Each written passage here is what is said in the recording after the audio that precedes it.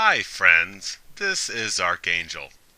One of the gazillions of reasons that it is unpleasant to awaken is because males look at life after the red pills as daunting. How can they possibly ever interact with others again? Do liberated males have to be jerks to everyone? Do they have to now live as suspicious, hate-mongering witch hunters? Can you ever simply enjoy the interactions of life, or must awakened males always be on guard? Well, yeah, this is a little more complicated. So the answer to those questions is yes and no. Yes, you must always be on guard to protect yourself, your worth, your sovereignty, because nobody else will. In a system that thrives off your toil and life force. Unfortunately, that is the cost of awakening. You must be constantly vigilant against the system and its players who are programmed to use you. Even if the people around you devalue, mock, and seek to use you out of ignorance, well, it's kind of like a famous man once said, "Forgive them, for they know not what they do."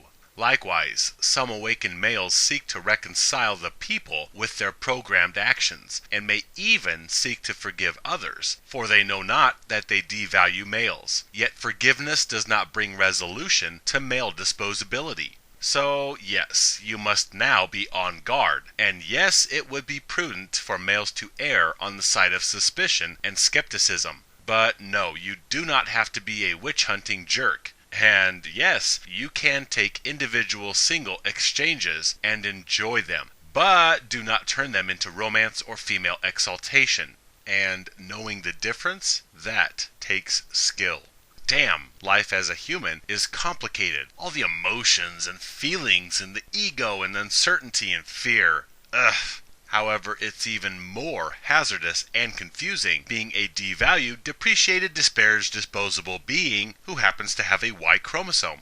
Yes, to the masses, you will be an outcast. Extremism, conspiracy stirring, hate-mongering, I have been accused of all. But then any male who points out how males are devalued is also accused of misogyny. Because how dare you speak up for man-beasts and take the attention away from the privileged vacuums society worships as the divine feminine? Despite assertions, I have not gone off the deep end. I understand the difference between righteous passion and overzealous fanaticism. I can sense fair and reasonable, and I can enjoy the smell of rain in the summer, or of a cool evening breeze, without seeking to find conspiracy or injustice within it somewhere. Still, we as awakened beings must tread a very fine line between pointing out injustice and peddling discord as a means of venting or revenge for injustices suffered at the hands of gynocentrism. Some males have awakened to their horrendous plight as unloved, uncared for utilities, second in worth to females, who feel that they are somehow betraying their new brotherhood if they are nice to any female after having ingested the red pill. Many males are conflicted on the logistics of continuing to function in a co-ed world without being a Benedict Arnold to their sex if they secretly laugh and enjoy a conversation with a female. Many a male has confessed befuddlement over continued human interaction while simultaneously preserving allegiance to justice for a sex whom they now understand as used and abused and discarded when they are squeezed dry. Yep, life seems like a quandary for males who want to eradicate disposability yet are unable to ghost from society. So, my thing is this. In order to reach a point of equilibrium between the sexes, I speak a bit towards the intense side in order to overcompensate and pull people out of extreme gynocentric propaganda with the purpose that people awaken and hopefully society will come to rest in a neutral position of appreciation and value for both sexes. Yeah, I know this is wishful thinking, for as long as humans develop in utero, and as long as said uterus is possessed by females, thus we will always be a gynocentric species. Still, from an ideological point of view, I speak harsh truisms so that people will see reality and come to theologically rest in a position that is neither greater nor lesser than any other being. And because we are so female fanatical and favoring, thus I talk craziness in the opposite direction in order to bring the pendulum back to neutral. Many times when I am fabricating certain metal parts, I must bend the metal object to a point beyond where I desire it, because there will be some rebound effect. So if I want a metal piece to have a 45-degree angle, I bend it to 50 degrees so that after the rebound effect, it will come to rest in the 45-degree shape that I desire. And since I desire equity between the sexes, neither better nor worse than the other, I must talk beyond the point of equity to allow people to ingest, then rebound, and come to rest at the original place of intended equality that I desire for all beings. If I were to soft pedal things like many user-friendly validation-chasing males do, then we are still leaning towards female exaltation and male devaluation. That said, males, you can still have conversations with females. You can laugh and enjoy interactions. You do not have to grow into a jerk. You can smile and just be genuinely pleasant to all people. Male liberation is not about being a jerk to every set of breasts that walk by. It is about recognizing devaluation and refusing to enable or continue it. You simply remove yourself from situations where females can control you, such as sexual and romantic interactions. However, you do not have to live with hunched over shoulders because you are carrying so many chips on them. If you want to be friendly, be friendly. And when a female starts to hurl insults or manipulate your interaction into utility usurpation, such as opening doors or paying for stuff, then you candidly excuse yourself from that interaction and let the blue pillars get saddled with the physical, emotional, and financial servitude that you, the awakened soldier, now turn your back on. You have to know that line between being a warrior and being a witch hunter. Most females fit the template of everything that male spaces preach about, and the predictability is accurate to the point that we can generalize. We don't have to embellish or make up numbers to propagate male welfare. It's already out there. But you have to play everything by ear and know when to be nice and genuine and when to tell chicks to piss off. Male inequity is my calling, to elucidate the injustice of male disposability to the world, but I do not ignore other injustices, such as animal or child abuse. So, yes, I acknowledge that crosses in life are bared by both sexes and all beings. Ladies, yes, I do acknowledge that some females have endured trespasses. Yes, I can see that some males have physically slighted females throughout history. Yes, I see that some females are sold into slavery, or made to wear cumbersome garments, or killed because of family honor. I do see that some females are horrifically circumcised in some remote parts of Africa, and that some unattractive or rebellious females are indeed marginalized or outcast from mainstream society. I do acknowledge these things, and I denounce all inequity. Anytime a person is trespassed against their will, it is wrong. I do acknowledge that some females have actually been raped, where they have been violently subdued, restrained, and criminally trespassed. And I do decry this as absolutely wrong and despicable. I detest the weakness of males that force themselves onto females, just as I abhor females that force ill onto males. For instance, yesterday I saw on Yahoo that a female, I believe in Africa, had her hands cut off by her husband because she could not bear him children. This was the supposition, and this pissed me off. How dare somebody trespass another person in such a fashion? This guy needs a serious smackdown. You see, this is how screwed up Homo sapiens really are. How is it even feasible that people feel that they can physically trespass others in such horrid fashions, such as this man, or the lady in California who cut off her husband's penis because he wanted a divorce, or for people to chuck puppies out a car window because they don't want them? How is this even fathomable or acceptable to any race? You see, I get irritated at all injustice, despite what people think of my messages, all of which I stand behind. This is not apologist backpedaling at all. However, I am fair and level-headed, and I question my messages and conclusions regarding the human animal daily, sometimes hourly. I'm not out to solicit bigotry. I merely point out horrific bigotry already in progress in our advanced societies, and thus I seek to gird males with information that they may surround themselves with armor based upon established track records of gynocentrism.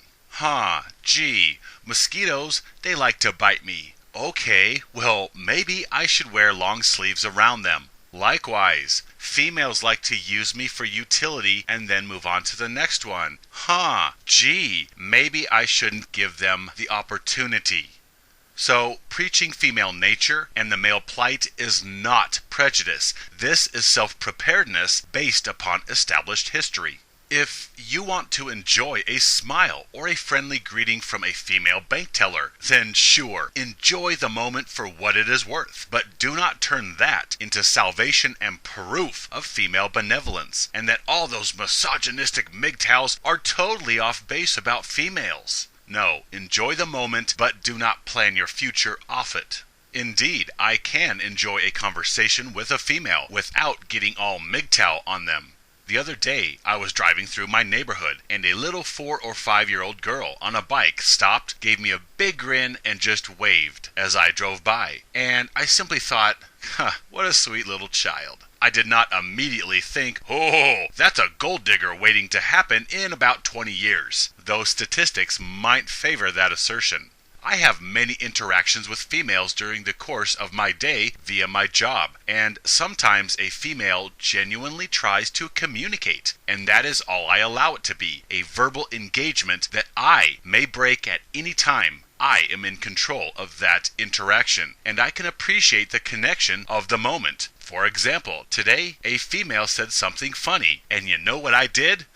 I laughed. I did not immediately think, yeah, what is this hooker trying to get out of me with her jokes? Last week, as I approached some double doors, my arms were full of bags. 2 females just ahead of me quickly rushed to the doors, and each one held a door open for me. It was like VIP service, 2 chicks holding open 2 doors for a single guy. And so you know what I did? I thanked them, and I thought how nice it was of them to do that for me. I didn't immediately discount their gesture and think, it's about time you start doing this stuff for guys. And then yesterday, I saw the same thing. 2 females were exiting a set of double doors, and they saw a man entering the building, so each one of them held open a door for the male coming into the building as they were both leaving the building. And as I watched this, I thought, damn, that is pretty cool. 2 females holding open doors for a single male. Yep, I like it. Females have done nice things for me, and I appreciate each kindness on its own merits. I can simply appreciate little things without subterfuge. You can enjoy some interactions, and you can be genuinely cordial in return, but you need to always have your radar on in order to know when predation approaches. Yes, females have their crosses to bear just like males in life, and I acknowledge female hardships, yet there is an imbalance in the crosses that either sex must bear. There is a world full of billions of people who speak for female welfare versus a paltry handful that even dare to speak up for males. And in light of this, and in the grand scheme of all things, males have it far worse off than females. So I fight for the underdog. But that does not mean I do not decry injustice against animals or females. I detest injustice of any form. Yes, females have hardships in life. Yes, females have emotional turmoil in life. Yes, some females have been treated ill around the world throughout time. Oh yes, females have done nice things for me. And yes, I have had many an enriching conversational exchange with females. I do not deny the hardships of being a creature in this tormented existence, whether human or animal. So, there it is. I admitted it. Some guys are jerks, and some women are mistreated. Some brunettes have more fun than blondes, and some justice and good karma actually does find its way to the good guys once in a while. I admit exceptions. I do not soften my stance of male devaluation nor disposability, but I recognize the torments that each individual has to carry in this life, regardless of race or sex. We all have demons, and thus in an earnest effort to keep my messages candidly graphic, yet true and valid, I must continually question and re-question everything about the sexes, about my observations, about consensual objective reality, about my personal agendas or biased filters, about society, our species, about everything, in order to keep from crossing the line from male warrior to witch hunter. I have to closely guard my messages to keep from becoming a runaway propaganda machine that spews hatred at others as some proxy revenge for mistreatment that I have received from females and society simply because of my anatomy. I have checked, rechecked, and continue to recheck my messages to make sure that they align with my current observations and experience. And guess what? They absolutely do. Everything I've stated has validity. In fact, I find that things are getting worse and worse for males and the male sex. More hatred, more abuse, more usury, more manipulation, more mockery, more defamation, more expendability is coming down the pipe for the male collective in the coming years. Which is sad on the one hand, because males will have to suffer further. Yet on the other hand, it helps my mission, which is to awaken males to the true state of their existence, where they are devalued and deemed disposable compared to the other half of the Homo sapien species. There is no male privilege. We exist in a place of female privilege. That's right, female privilege, where females are spared military draft or genital mutilation or sentencing standards as rigid as that imposed upon males, where females receive all manner of assistance and subsistence from the government, a place where females can insult and physically abuse males, and they are protected from the consequences of their actions, a place where males die providing for females or protecting countries in conflict. Meanwhile, back home, females are complaining about a lack of chivalry, or how hard it is to be female and walk in heels or put on makeup or wait for the nail polish to dry. As this is going on, there is naught but self-loathing and usury in store for males. So yes, absolutely, be nice to others. Give people a genuine smile at the grocery store, or let some anonymous car in front of you at the construction merger point. Laugh with friends, laugh with family, laugh with females. Have a snow cone on a hot day. Look at the stars and feel the infinite grandeur and how small we really are compared to the cosmos. Yes, this includes females. Despite their uteruses and mammaries, and despite the fact that they are deities of the human species, even they are pathetically small and spatially insignificant compared to the totality of the cosmic sea. You do not have to treat every single interaction as poison upon the flanks of male welfare. However, that being said, most, meaning the majority of interactions with others, have gynocentric motivations at their core. So you do not have to be an angry, offensive jerk all the time, but do not be defensively naive. Most all humans, male and female, will defame and dispose of you, a male, when push comes to shove. The male plight that I relay to all is real, and it constitutes the overwhelming majority of all human interactions and societies and constructs.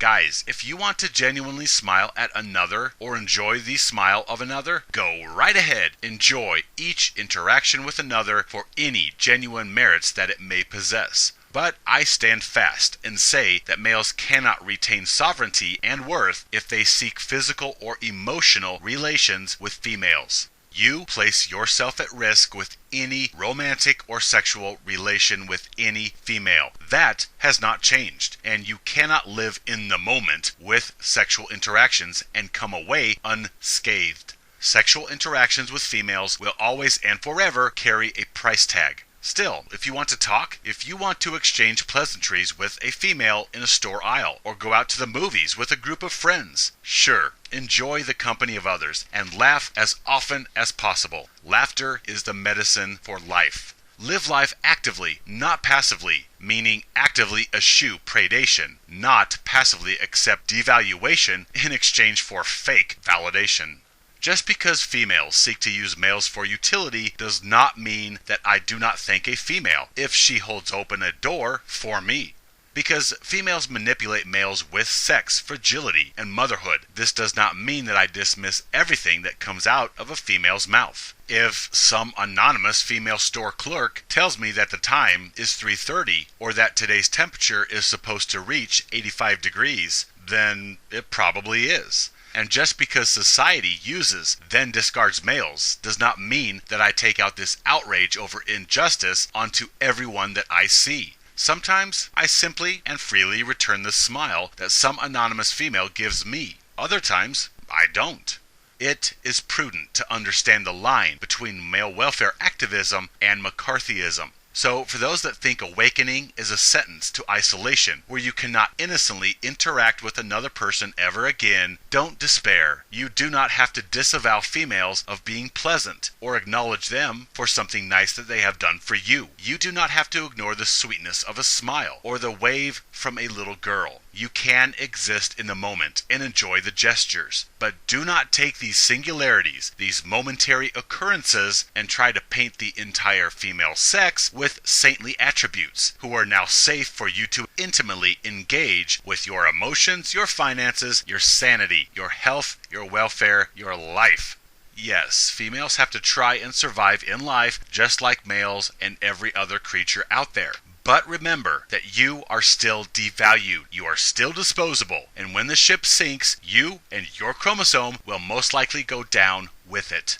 You do not have to be a raving, froth-at-the-mouth, witch-hunting jerk. By all means, carpe diem. But if you think that you can plug back in to the Matrix and indulge in relationships with females once again, just remember that every guy who has been abused by a female, every guy who has been cleaned out by a female, every male who has been manipulated by any female, every guy who has ever been done wrong by any female, yeah, guess what? Once upon a time, she smiled real sweet at him, or said something funny in conversation, or made some nice gesture towards him. And I bet he remembers thinking, wow, she's different, when he first met her. And this made him think that she was not like the rest. And thus he let his guard down, and now, well, he has physical scars, psychological wounds, emotional damage, and court-ordered alimony, child support, and division of property, just because he took a momentary smile or interaction as evidence that she was different from all the rest. My brothers, be free and laugh, but understand the fine line between pleasantry and predation. My friends, stand with me, live free.